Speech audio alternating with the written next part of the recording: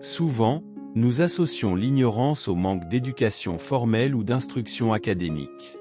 Cependant, la véritable ignorance va au-delà de l'absence de connaissances théoriques. Elle réside dans le manque de compréhension profonde de qui nous sommes et du monde qui nous entoure.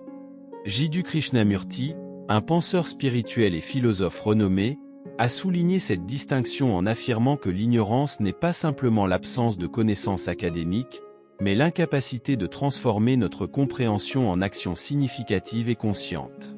La connaissance de soi est la première étape pour rompre avec cette ignorance. Comprendre qui nous sommes, au-delà des couches superficielles de l'identité sociale et des aspirations externes, est essentiel pour développer une pensée correcte et une approche plus compatissante envers nous-mêmes et les autres. En nous connaissant vraiment, nous établissons une base solide pour l'authenticité et l'autoréflexion, nous permettant de naviguer dans les complexités de la vie avec plus de clarté et d'intégrité. L'éducation ne doit donc pas être simplement un cumul de faits et de théories, mais une exploration de la nature essentielle du moi et de l'existence.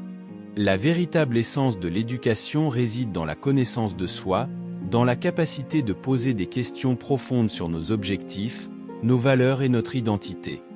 En devenant plus conscients de nos motivations et de nos schémas de pensée, nous acquérons la capacité de nous transformer de manière significative, en choisissant consciemment comment nous voulons interagir avec le monde qui nous entoure.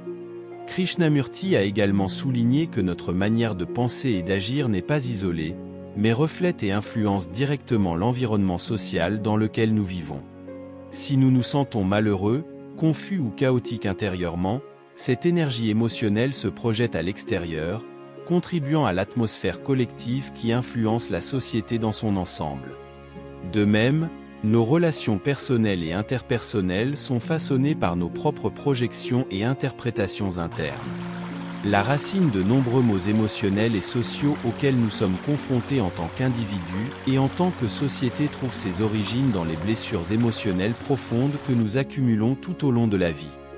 Depuis l'enfance, nous sommes exposés à des situations et des expériences qui façonnent notre image de nous-mêmes et notre compréhension du monde. Les attentes sociales, les pressions académiques, les comparaisons et les compétitions constantes créent un terrain fertile pour le développement de comportements névrotiques et de schémas de pensée dysfonctionnels. Cependant, comprendre ces blessures émotionnelles et ces schémas de pensée ne suffit pas. Le vrai défi réside dans la transformation de ces prises de conscience en actions concrètes qui favorisent la guérison et la croissance personnelle.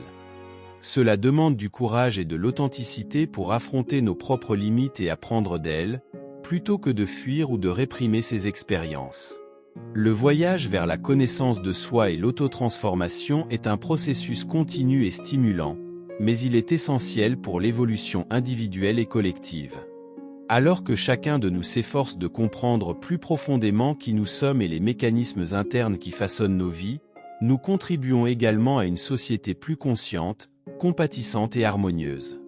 Par conséquent, la véritable éducation ne se limite pas à la maîtrise des disciplines académiques, elle est une quête sans fin de compréhension et de croissance personnelle.